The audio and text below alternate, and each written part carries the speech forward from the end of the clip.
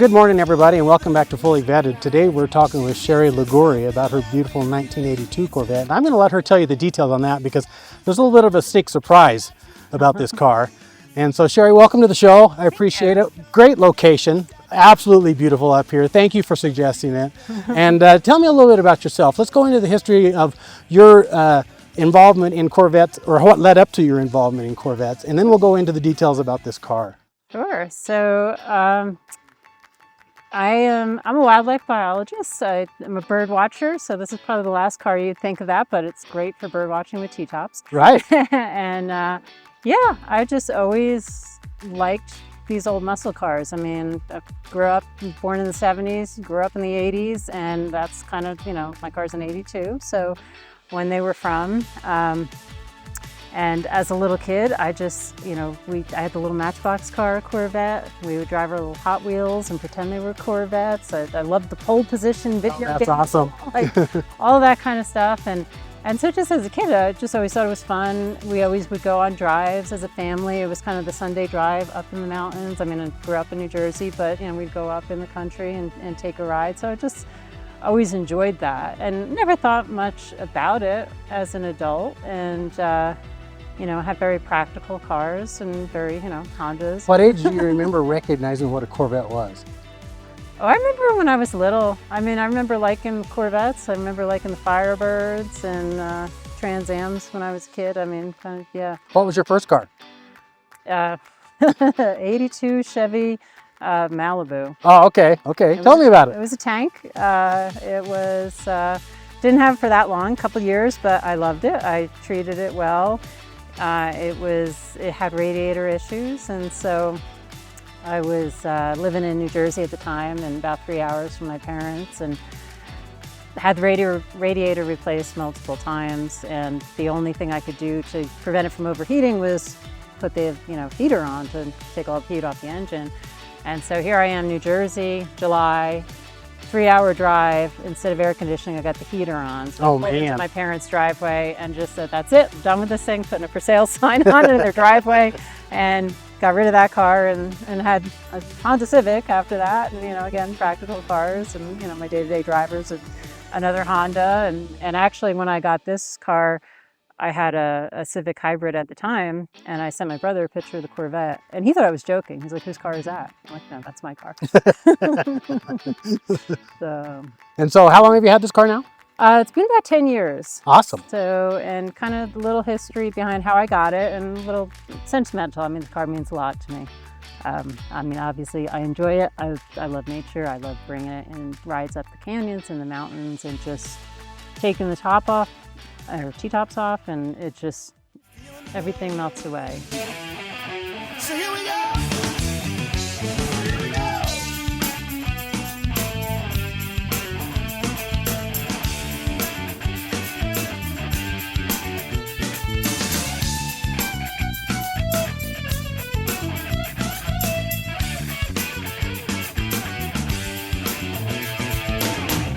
Tell me never miss it. Feels like kissing. Still in pain. Love has got you calling out her name. So here we go. It's just a feeling of freedom and just pure enjoyment. And it's a simple pleasure, you know. I mean, I don't know that I would say simple, because I mean, I feel privileged to be able to have a car like this and have a convertible. But you know, when it comes to things that make you happy, just getting behind the wheel of this makes me happy. Absolutely. I can absolutely relate. It's, yeah. I mean, you've got the 82 also. I mean, they're awesome cars. And when we got it about 10 years ago, my brother, who's just a couple years older than me, had a massive stroke and almost died. I mean, he went through a lot, and it was kind of a wake-up call for me, because I was very disciplined person, very, you know, work my butt off, work very hard, you know, take things probably a little too seriously. And so that made me realize, hey, you know what, I need to have a little fun in life. You know, I mean, we hadn't gone on vacation since we got married, and, you know, just was always working. And I just happened to mention to my husband, oh, I like those old cars when I was a kid. Those old muscle cars are so much fun, you know? And next thing I know, and he's like, oh, what kind? I'm like, oh, I love the Corvettes, you know? He's looking online at Corvettes. And I'm like, what are you doing? He's like, I'm just seeing if there's Corvettes available. And I'm like, we don't buy Corvettes. Other people do that. Cool people do that. Like, we don't buy a Corvette. That's not us.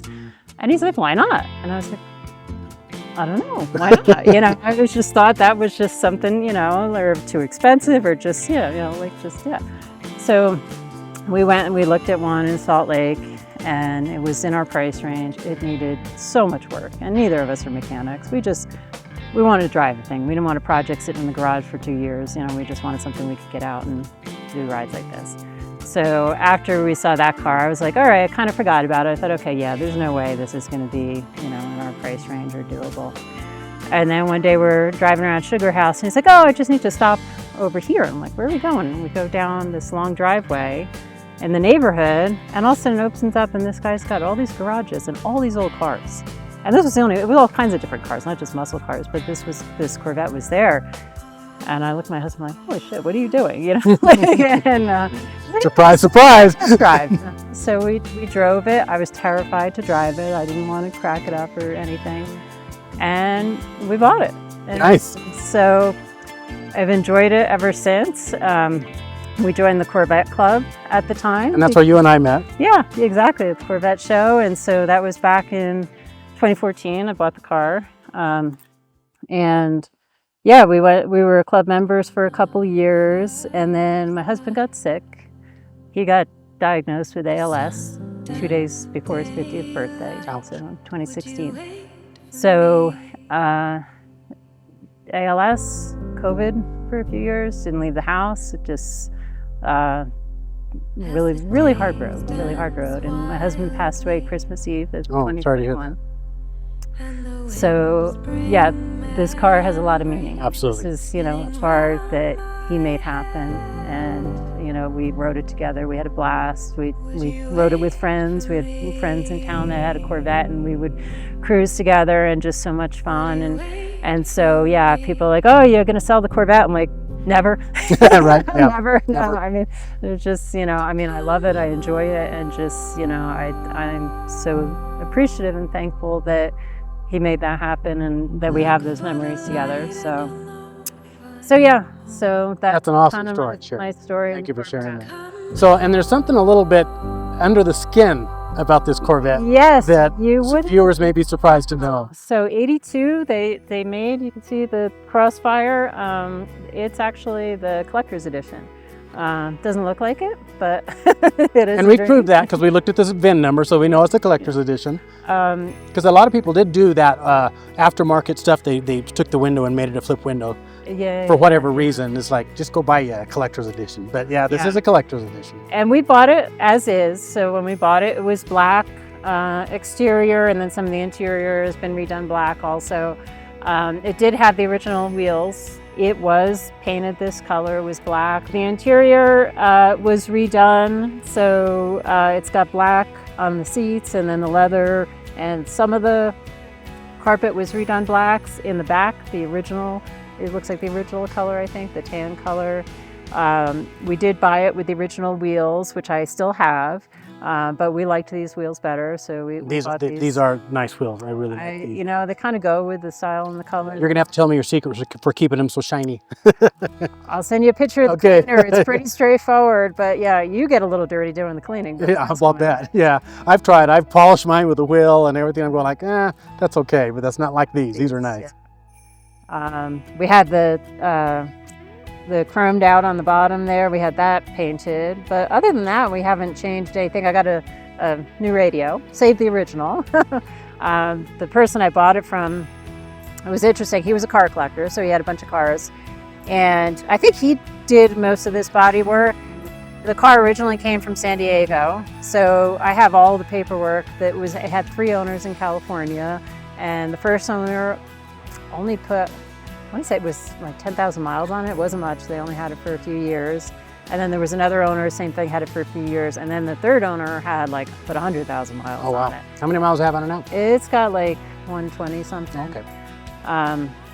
And then it came to Utah. So yeah, originally from California. I was told a priest owned it, so I don't know which of those owners. When we bought it from the guy, he said a priest owned it. I'm like, it's kind of funny to picture a priest in San Diego. Interesting. Yeah, well, it's all black.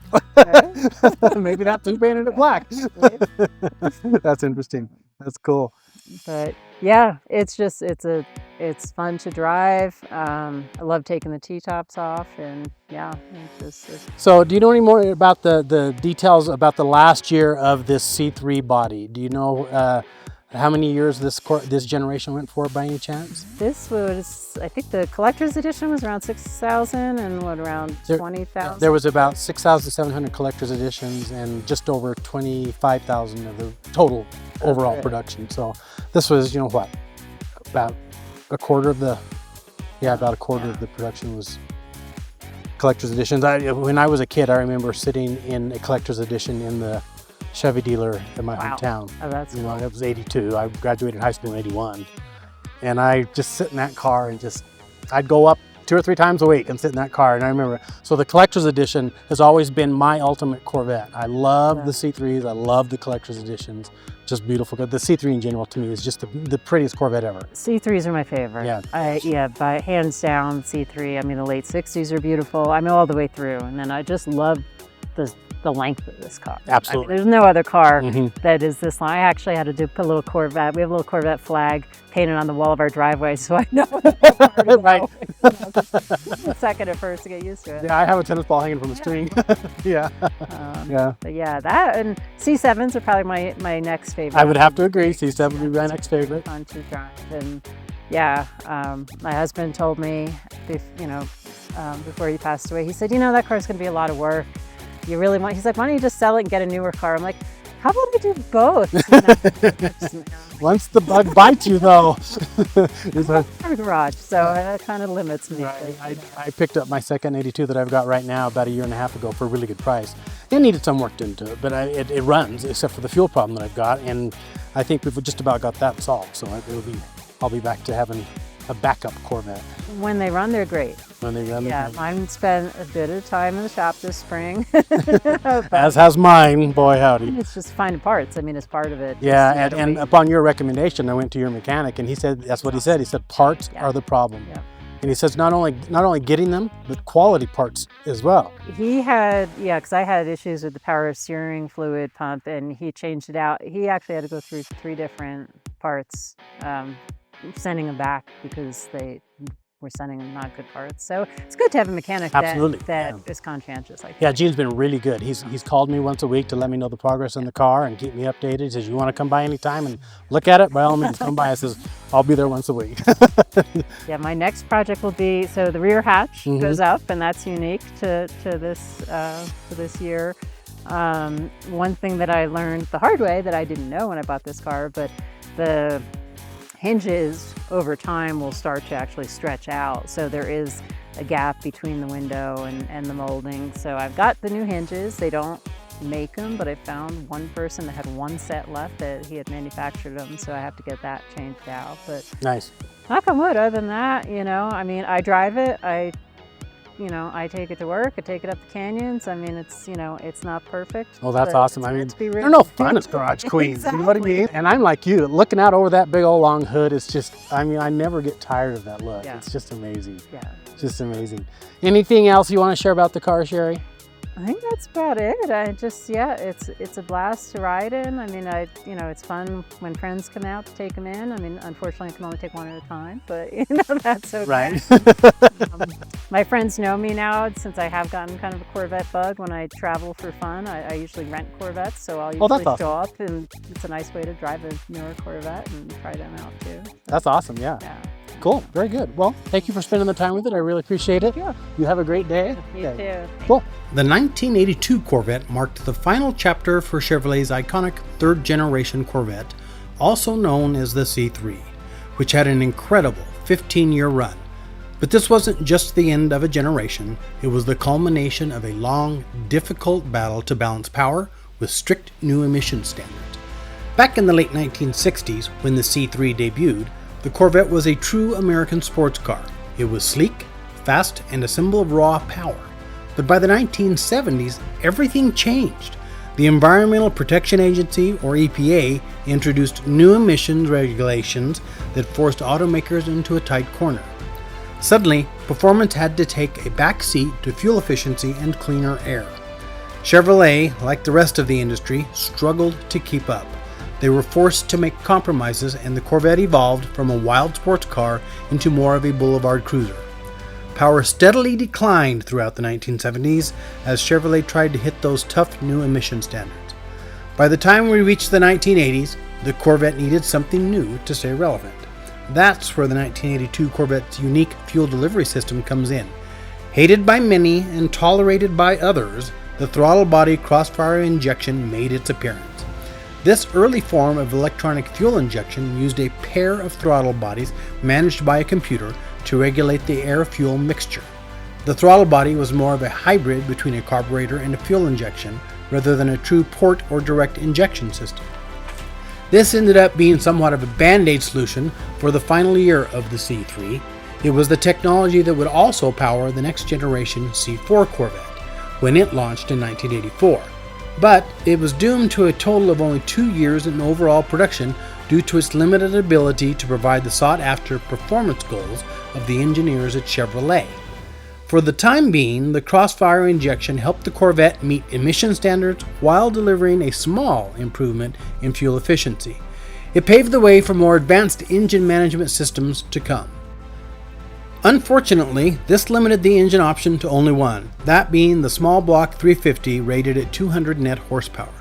There was only one transmission option as well. The 4-speed automatic transmission, called the 700R4, featured a locking torque converter in an attempt to improve fuel economy. To celebrate the end of the C3 era, Chevrolet released the 1982 Collector's Edition, with unique silver beige paint, removable glass roof panels, and a special lift-back rear window. It was a true send-off for a car that had become an American icon. Chevrolet produced 6,759 collector's editions that year, out of a total of just over 25,000 Corvettes built in 1982. By the time the final C3 rolled off the assembly line, more than 540,000 Corvettes had been built during its production run, making it the longest-running Corvette generation ever, and it still holds the record for the most amount of Corvettes ever produced in 1 year, that being the 1979 model year when 53,807 cars were manufactured. So, while the 1982 Corvette may not have been the fastest or the most powerful, it represents an important turning point, not just for the Corvette, but for the automotive industry as a whole. It's a reminder of the delicate balance between performance, innovation, and the challenges that shape the cars we love today. I would very much like to thank Sherry for sharing her story with Fully Vetted. Please consider donating to the Jerry Liguori Raptor Conservation and Education Scholarship in cooperation with Hawkwash International as a way to honor Jerry's life and work. You'll find the link in the description below, or you can scan the QR code you see on the screen. Your contribution will assist others to be inspired and to follow their dreams, and will also further the study and conservation of these amazing birds. Thanks for watching, and if you enjoyed this look back at Corvette history, please leave a comment and be sure to like and subscribe for more automotive content.